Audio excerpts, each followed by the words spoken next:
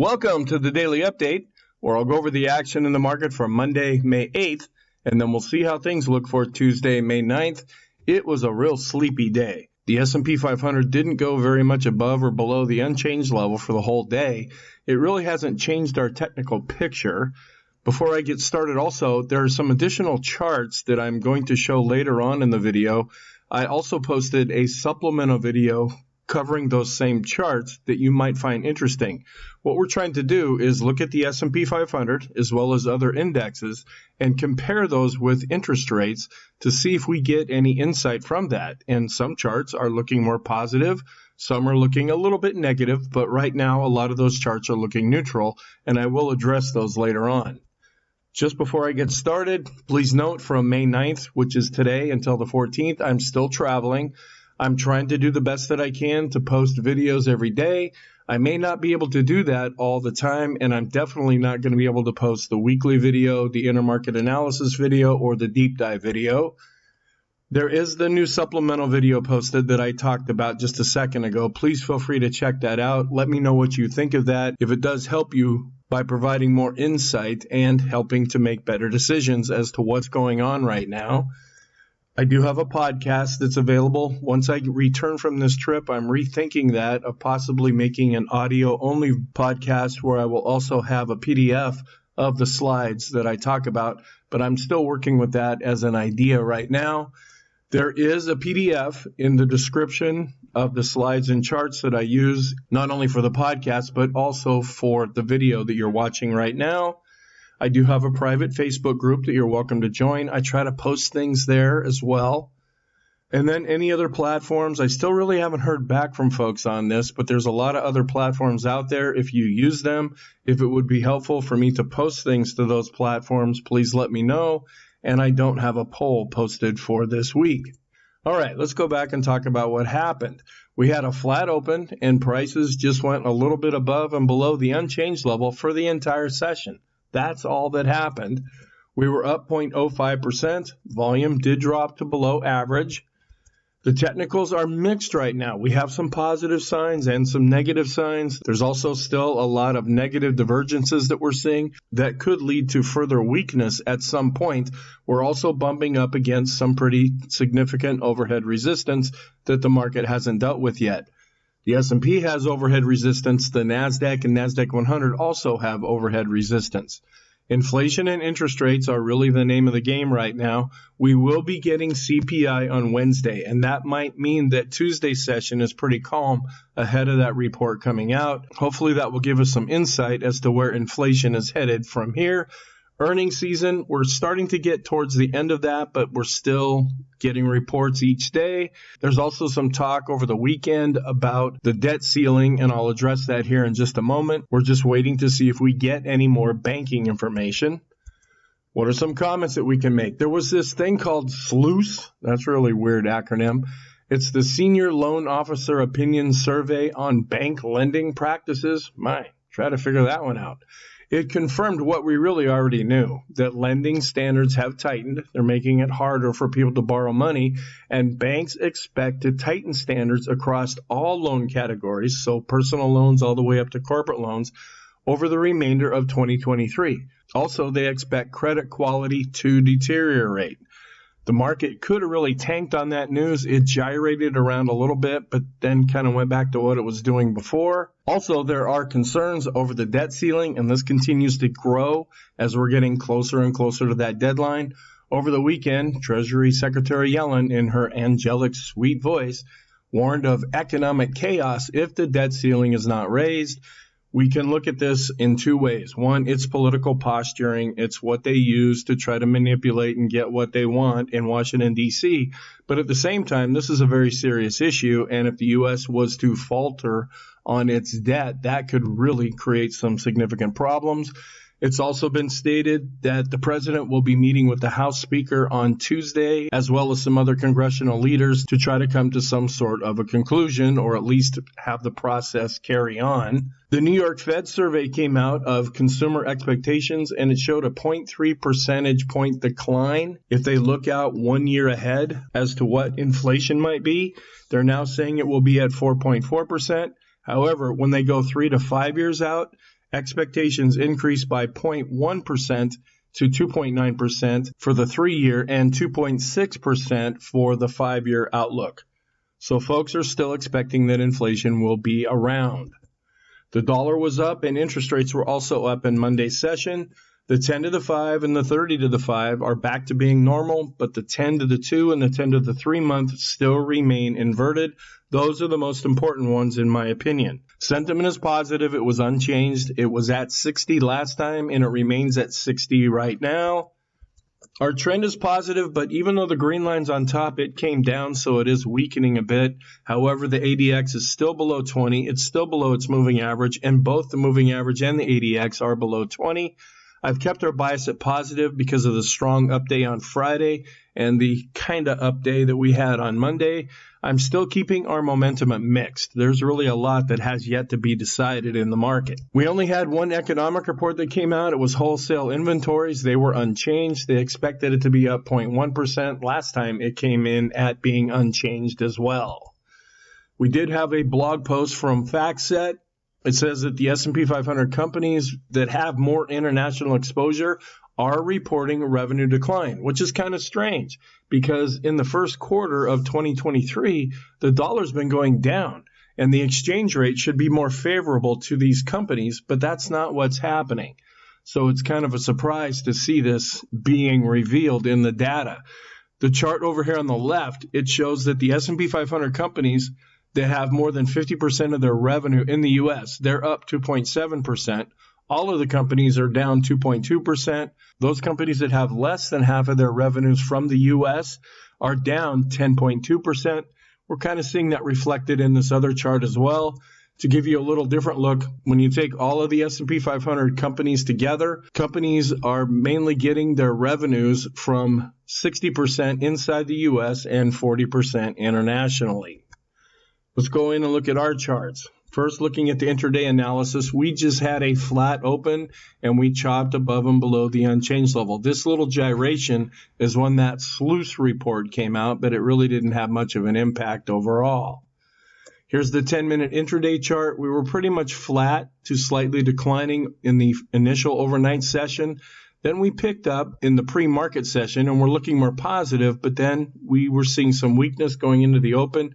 We chopped around for most of the day. We're drifting just a little bit lower in the initial overnight session. Growth did outperform value in Monday's session, where growth was up 0.11%, not really any gangbuster, but value was unchanged. It was down less in the mid caps and down just a little bit less in the small caps. Sentiment. The Ulcer Index is going sideways, starting to tick back up a little bit, but showing that fear is really non-existent currently. The VIX went down just a little bit on the line chart and sank a little bit down with the bar chart. The VIX of the VIX also declined on the really slow day. The equity put call ratio, not really seeing a change here right now. We're waiting to see if this is going to break above 0.8. It's not there yet. Sometimes that will generate a new signal. The MOVE index is on the top, which measures bond volatility. Not a real big change in bond prices, and the VIX did decline. The correlation still remains very strong. The SKU index also at about the midpoint, not giving us any real extreme reading right now. Normally I wouldn't show charts like this, but because this is a newer chart, I want to include that so you can get used to seeing this. Also looking at another fear gauge, this is actually ticking up a little bit. When we compare 3 to 7 year bonds with investment grade bonds, we're seeing this go up slightly. That's a little bit of a concern that we're not seeing in the VIX. The shorter term fear gauge that we look at actually ticked down a little bit in Monday's session. And looking at the risk on, risk off posture, we're still favoring more of a risk off posture. Some advanced decline line studies, not a real big change. We were down slightly based on price, up a little bit based on volume.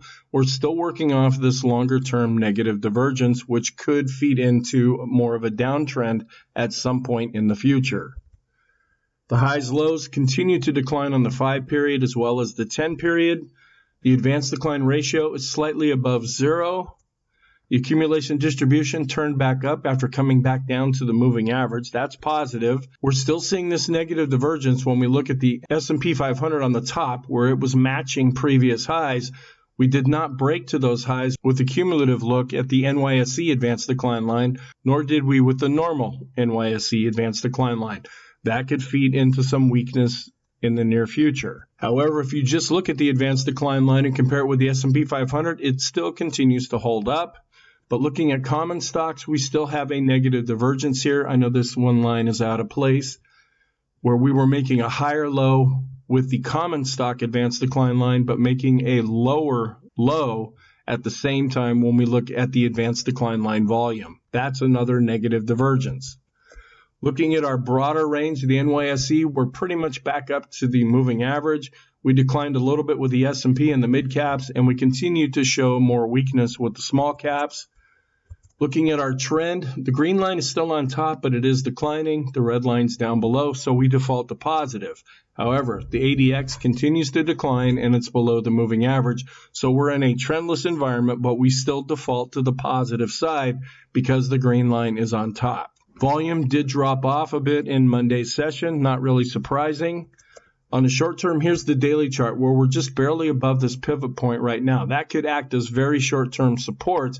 If we continue to fall, we have this other support level that we might run into. We're still positive longer term because we're above the 50 and 200 period moving averages.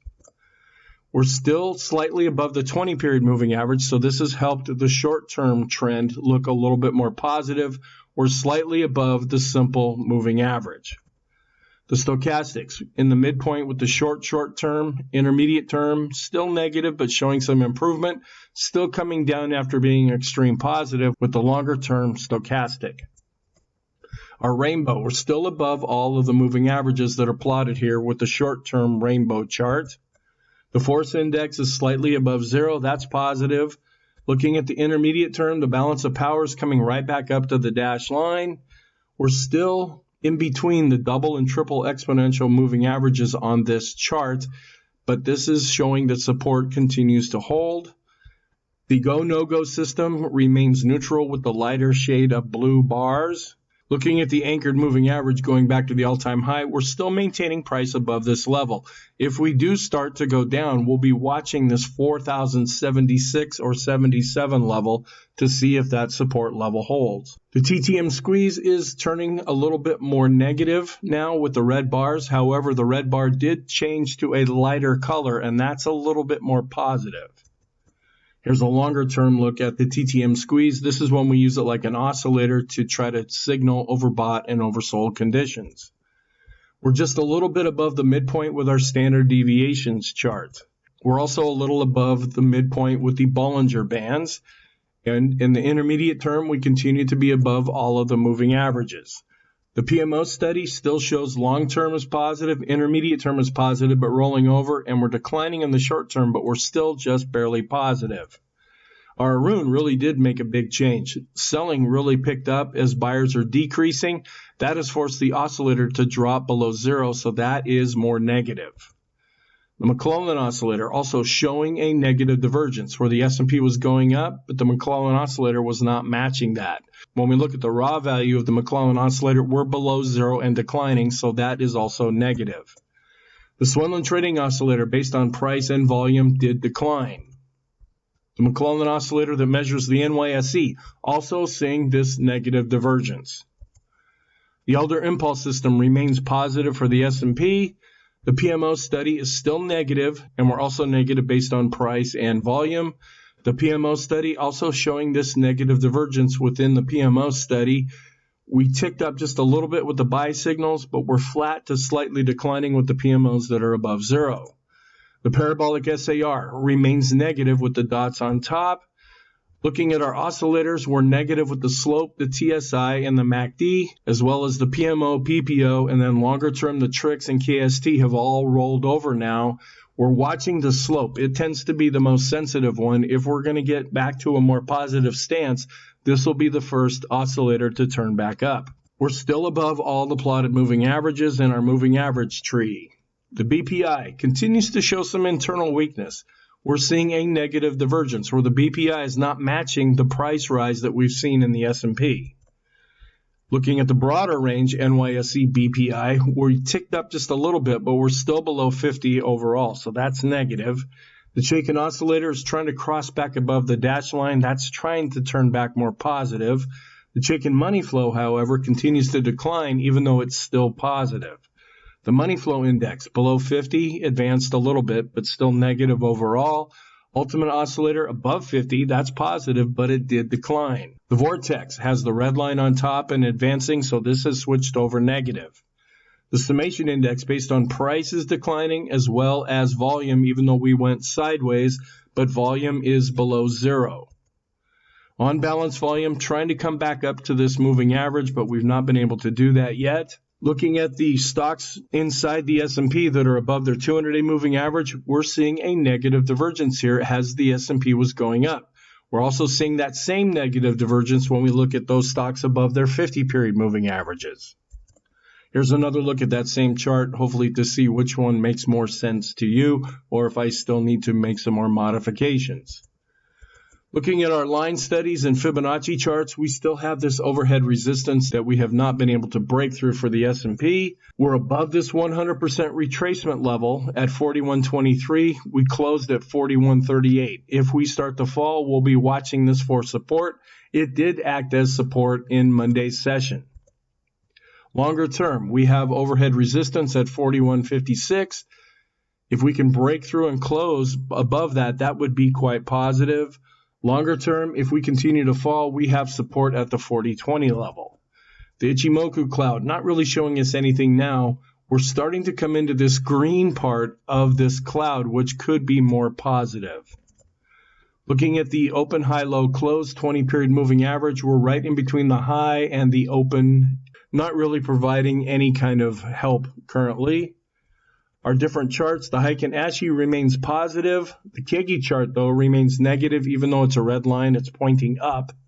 The Renko is still positive, and the three-line break chart remains positive.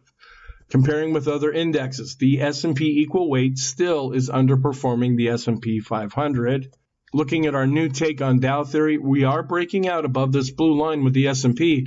We're trying to break out with the NASDAQ, but it's not really convincing, at least yet. The transports continue to underperform the Dow. The Dow, however, is still above its 50 and 200-day moving average. If we go up, we have resistance at this pivot level. If we fall, we do have some support at this S1 level. The diamonds have switched back to neutral. The NASDAQ is just chopping along, really hitting this upper resistance area and not able to break through currently. We're not at a Fibonacci level with the NASDAQ. If we really start to go up, we'll be watching the 12,427 level. That's the 38.2% retracement. The NASDAQ 100 trying to break out a little bit, looking a little better than the NASDAQ, but is really stalling. The cues for the Elder Impulse system remain positive, and the NDX is above this 38.2% retracement level. If we hit some rough times, we'll be watching the 12,864 level for support if we fall that far. The small caps continue to really show weakness after giving us a recent death cross. The Russell is right at the 50 level with the RSI. The MACD is showing some improvement, but it hasn't quite crossed over positive yet. The small cap Elder Impulse system has switched back to neutral. The small caps continue to underperform the S&P. The mid caps are also running into some trouble, and we might see a death cross here very soon. We also have overhead resistance with the mid caps at the 250-period moving average, as well as this pivot point. The mid caps remain neutral based on the Elder's Impulse system. The micro caps were down just a little bit, but they have not set a new 52-week low. The home builders, the S&P has been chopping sideways. The home builders have been breaking out a little bit. I actually addressed the home construction industry group in the supplemental video, and that goes hand in hand with this. The ratio is still holding up okay, and they are still having a real strong tendency for the home builders and the S&P to be going in the same direction at the same time. Just a quick look at the financial sector. We are still showing some weakness, even though we were up slightly on Monday. The regional banking ETF is still showing a lot of weakness when compared to the financial sector, and the financials to the S&P remain in an overall downtrend, even though they ticked up slightly on Monday. Looking at bonds, we're watching the spread between the S&P 500 and the long-term bond. They're still having a tendency to be quite far apart from each other. Longer term, they tend to go in the same direction. Shorter term, they're going more or less in opposite directions of each other. Bond yields were up in Monday's session as bond prices were down. Looking at cash versus the 3 to 7 year bond ETF, we're falling down below this. Are we starting to see a little bit of a shift here? If things are looking a little bit more positive, we would like to see this ratio continue to fall, even though it's been bouncing up as of late. This next area are the charts that I used in the supplemental video update. I'm going to show most of the charts that I used in that video. I'm not going to go as in-depth in the explanation. Please watch the other video for a more in-depth explanation. But I just want to update these charts. As they're telling us something, I'll keep showing these charts. If they're not really telling us anything, I may keep them out of the video for a few days. The first chart is the most important one that we are concerned with. How is the S&P performing against the 3 to 7 year Treasury bond ETF? We're chopping sideways overall. If we want things to turn back more positive, we want this ratio to go up. That would signify the potential of a soft landing, meaning that we have economic slowdown without going into a recession. When this chart really goes up, we have what it looked like back in 2020 and in 2021. There's a real indecisive look to this chart right now as the market figures out what it wants to do. Let's hope with Wednesday's CPI release that there'll be more clarity as to what is actually happening. Now, the other charts after this just feed into that first chart of the S&P 500. What we're looking at here is shorter-term bond maturities, 1 to 3 year, and then comparing them a little further out to the 3 to 7 year bond ETF. When this is really coming down, that means that the bond market is expecting the Fed may be done raising interest rates or at least ready to pause with their interest rate hikes. So for this to turn more positive, we actually want to see this coming down. Then we look at a longer-term bond ETF and compare it to a shorter-term bond ETF. This is really going down overall. If the Fed was finished raising their rates, this ratio would be going up, and it's pretty much chopping sideways right now. Another thing that we look at are junk bonds, and they are pretty much indecisive at the current time. Then we look at corporate bonds, showing a little bit of improvement, but still pretty much coming into this rainbow. Then looking at the Qs versus the bond ETF, this is showing more positive signs. It's breaking out, and this is favoring more of a risk-on environment. And then we look at the S&P all by itself to make sure our ratio is all aligned with each other. Yes, even though we've been in a frustrating environment that's been very choppy, if you go back to the October 2022 lows, we are showing some improvement with the S&P, and we're also showing some improvement with the 3 to 7 year bond ETF. Then we look at TIPS, which are inflation protected securities. They adjust as inflation is going up or down. In an environment where they expect interest rates to go up, this ratio would be going up. We've actually been headed down more or less with this ratio. So this suggests that on a shorter term basis, the market is not as concerned about inflation. And then home construction. If inflation was going to become a real big problem, we would not be seeing a breakout with this ETF. We also keep a close eye on value versus growth, which I do cover in the intermarket analysis video. Value had really been outperforming. Now it's starting to underperform. Are we seeing a shift in the market? And just to compare this, where growth had been underperforming, it's now starting to show a lot of improvement. Then getting to our long-term analysis, looking out months to years from now, we're still above all the plotted moving averages in the long-term rainbow. We're also watching the special K. It looked like it was crossing above the red line. Well, now it's starting to turn back down at the present time.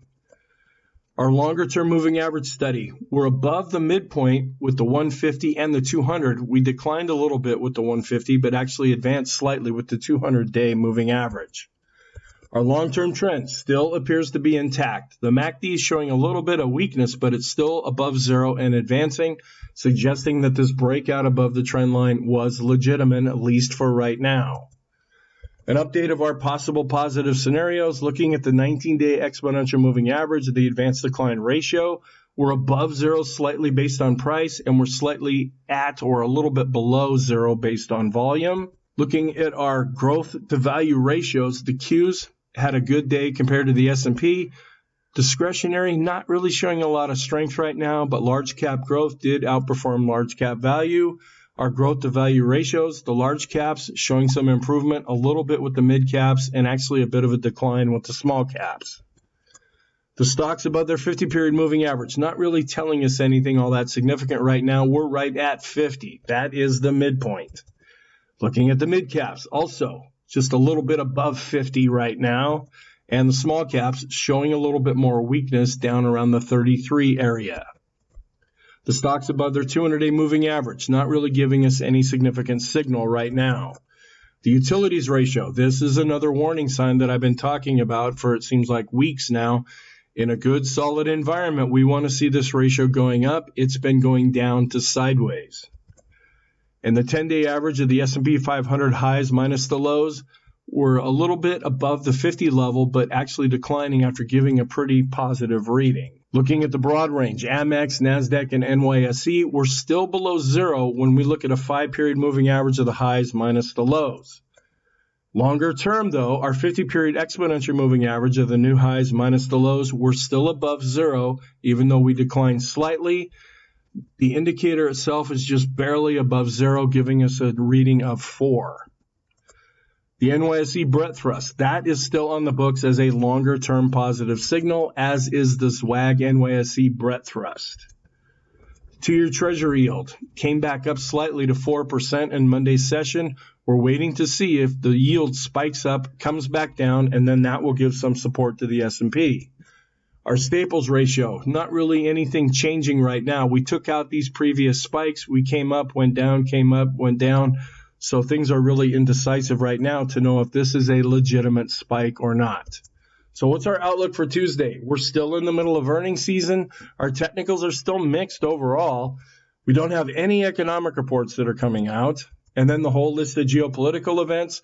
The big news will be Wednesday's CPI, then any debt ceiling information that comes out, and any more banking information that may come out. Looking at May for the Stock Traders Almanac statistics, I went through this in a previous video. I'm just going to focus on May 9th, where we tend to be pretty negative overall. The Dow is only up 38.1% of the time.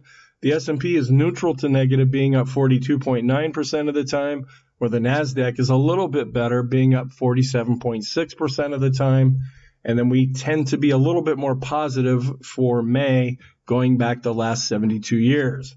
And then here is the yearly backdrop that is positive overall, that is also adding to our scenario that longer term things still remain positive. Here's the chart showing how we come up into the middle of May, and then we start to see some weakness in a pre-election year. We're seeing that same thing with the gray line on this chart. And we're also coming out of this sweet spot now where we had been able to experience gains in the past, and we're starting to leave that behind. So our scenarios can't really go with the down one right now, even though we are seeing a lot of negative divergences, and you could point to some negative looking charts, but you could also point to some positive looking charts right now. So we're still tending to favor the sideways action because the ADX is weakening. It's below its moving average. It's also below 20. It's positive, but the green line is declining. So how's that for indecisive? Some warning signs. There are numerous negative divergences that are combining together. We want to be respectful of those negative divergences. It's easy to look ahead and go, oh yeah, I should have seen this before it happened. Well, we have a chance now to see these divergences as they're happening and see if they feed into some weakness. Volume decreased on an up day. It wasn't much of an up day, but it was still down. The VIX is still showing a lot of complacency. The STO did decline on an up day. The S&P is underperforming utilities. We're still in a risk-off posture. Small caps continue to underperform. The NASDAQ may be declining from what I'm now calling a quadruple top. And earnings season, which can be positive or negative, is still underway. Some positive signs. We do have a lot of positive seasonality and a lot of setups that are still there, and they'll be there for the rest of the year. And if we do start to fall, we do have some pretty significant support levels, which may provide some bouncing capabilities if prices start to show some weakness. So our conclusion, the S&P is mixed, it's not trending, and it's showing a lot of negative divergences. Short term, we're more mixed. Intermediate term, we remain mixed. Long term, we're still positive because we're above the 200-day simple moving average, and we had a golden cross not so long ago. So thank you. I hope you found this helpful. Again, please feel free to check out the supplemental video that was posted. I hope you have a great day, and I will talk to you in the next video.